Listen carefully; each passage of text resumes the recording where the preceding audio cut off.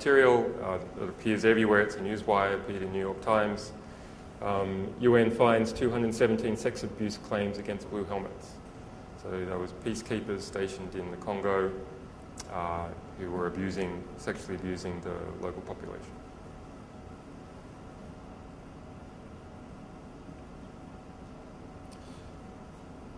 Okay, there's lots of these in relation to Malaysia. Maybe I will just mention this one. It hasn't been picked up. No one has noticed it, certainly here. It is the confidential protocols that the EU uses to boycott the import of Malaysian goods. In this case, CDs made in Malaysia are blocked from entering the EU, and this is, why they do it. And so, actually, just by searching through the normal search interface or looking in the category, you can only see stuff that we have marked by hand as being something to do with Malaysia. But if you do a Google search, site:/wikileaks.org, file type PDF to restrict it to PDFs so you don't get index pages, you'll see that there's some 220 more references to things to do with Malaysia. And all that, even though we only have a few leaks that were directly from Malaysia.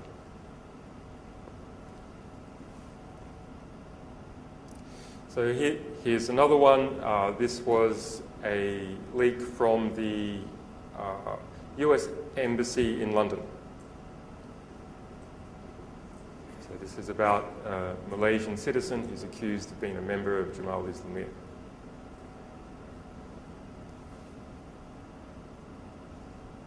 Okay, so that's Malaysia. Now, does this have real impact? I mean, our hopes are that it has impact and that we achieve significant reform. But, okay, you can see the press is writing about it, but does it actually work? It's still embryonic, but do we have some clear cases where we have changed in an obvious, significant way what has been happening in a country? Well, the answer is yes. So last year, in 2007, I was in Nairobi, and there was an election coming up in the end of 2007 on December 28. We released a report in September 2007 that had originally been commissioned by the government. That government, Kibaki, was elected on an anti-corruption platform. That is, they would clean out corruption in Kenya, the biggest issue in Kenya. So they commissioned a report to look into all the corruption that had happened under the previous regime of Daniel Arap Moi. And what happened to that report? They spent $4 million on the report. They hired a private intelligence agency, Kroll, from the UK. And once they got it, they sat on it. They did not release it, even though they told the people they would release it. Why? Because that report revealed that $4 billion had been squirreled out of Malaysia into London banks, into US banks, into property in New York, into 10,000 hectare ranch in Australia. Why not release that? Why not demonize Moi? Well, because this is an instrument of blackmail now against your biggest political opponent in your country, the richest man in the country. And you can push him around however you want if you've got this document. So, in fact, just before the start of the election, the federal election in December 28, 2007, Moi and Kibaki went into a political alliance. So the supposed revolutionary who was going to clean out government, Kibaki, and the person who had been the previous, effectively, dictator of Kenya, Daniel Arap Moi, went into an alliance.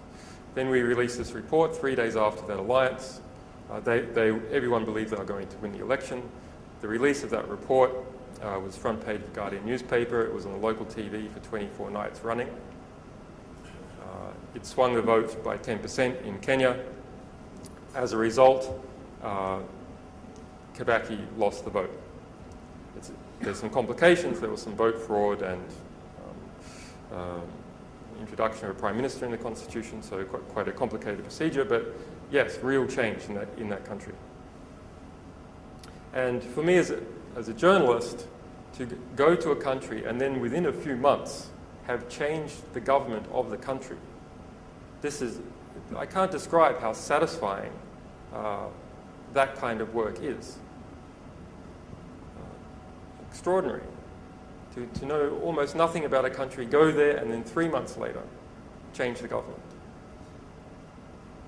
And that is something you can do if you find the material that will change the government, you publish it, you keep it up, and you spread it to everyone that you can.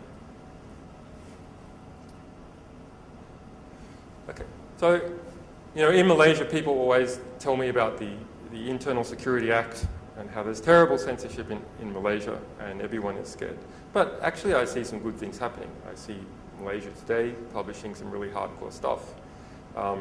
Okay, Raja Petra is in hiding, so it's not so easy. But there's good things going on. Remember this map that we saw of where there was censorship and where there's not censorship.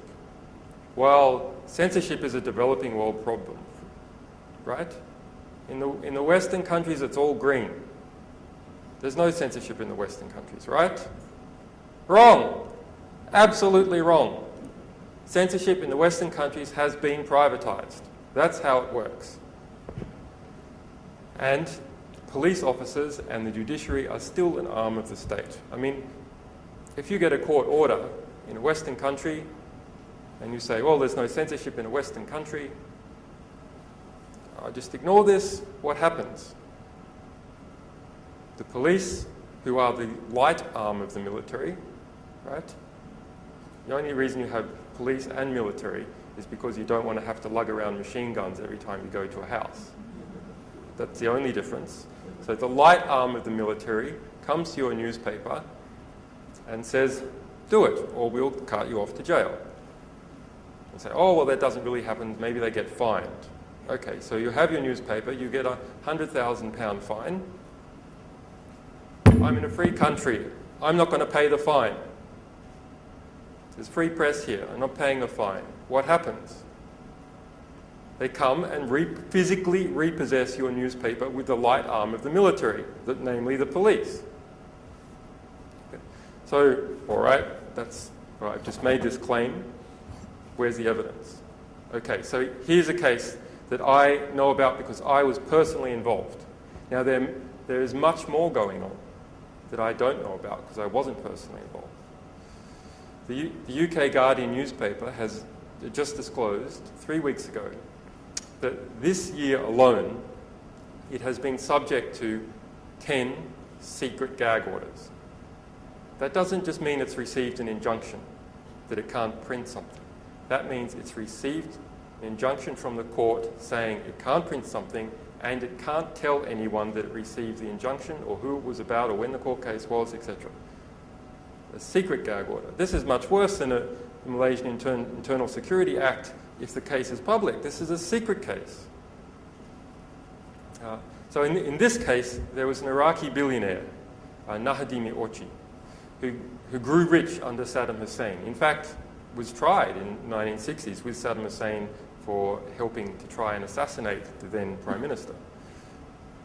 In about 1981, he moved to the UK, a sophisticated cosmopolitan man. He developed holdings in Luxembourg, grew that up to 200 companies. Other companies in Panama, all over the world, investments in Chicago, investments in Lebanon, investments in London, infiltrated the Labour Party in London. In fact, just 2 years ago, he received a painting from the House of Commons in his honour for the birthday of his business in the UK, signed by 146 members of Commons. So that's how well integrated he is into the culture of the United Kingdom. But back in 2003, he was convicted in Paris of corruption in the Elf Aquitaine scandal, the biggest corruption scandal in Europe in 30 years. By his investments in Chicago, he was also the chief financier of Tony Rezko, and Roy Blagojevich. Blagojevich is the disgraced governor of Chicago that tried to sell Obama's seat. You might remember that. He tried to, when Obama became president, his Senate seat was vacated. Blagojevich tried to sell it because as governor, he was able to give it to someone else.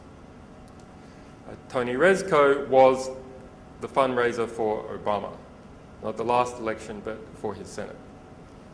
And Nahadimi Orchi was the chief financier for Tony Rezko and at various stages Blagojevich.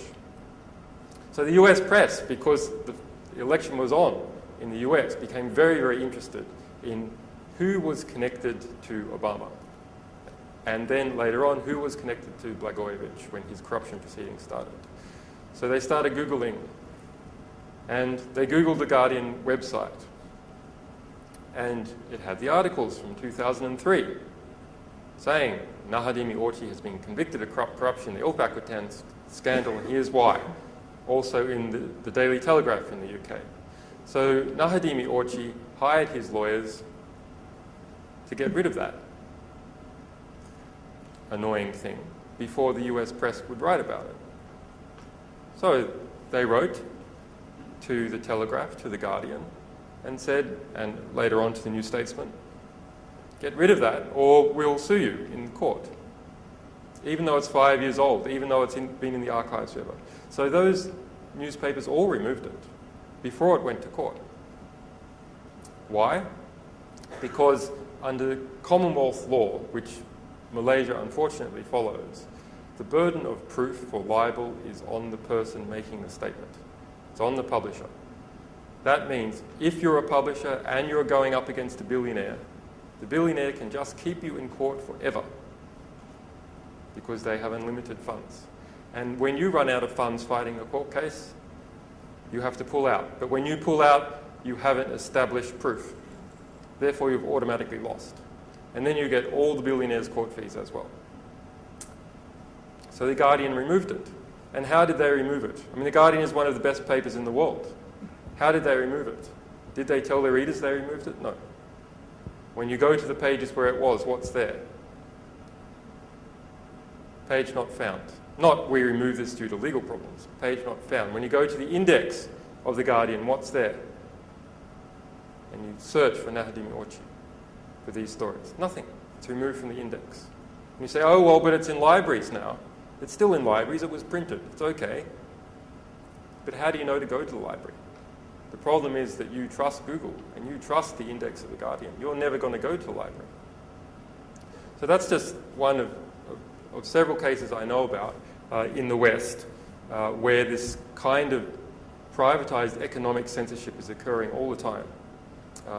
That statistic of there being 10 secret gag orders this year for the Guardian, there were 6 last year and there were 5 the year before. So this is tremendously increasing. I mean, we're only, 10 months in, and this is 9. 10 gag orders, 1 per month now.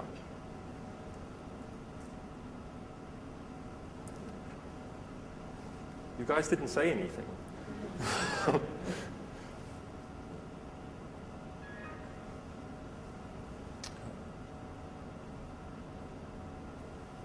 So, as part of that case, the New Statesman wrote, isn't it terrible that this censorship is going on, in an article that talked about how we had just won a prize from The Economist for fighting censorship. It just mentioned the titles of those censored articles. A friend of mine, Martin Bright, was one of the original authors. He's political correspondent at New Statesman, but back in 2003, he worked at The Guardian. He had written those articles. That article about us winning an anti-censorship prize was then removed because of legal threats. So, I mean, it's crazy. So we republished all those articles. Then later on, the New Statesman linked to us again and said, okay, we're not saying anything, but you know, those articles that were removed, they're over there. The New Statesman was sued again, just for linking to someone else who linked to the articles. And as part, they in fact made a settlement with Nahadim Yorchi,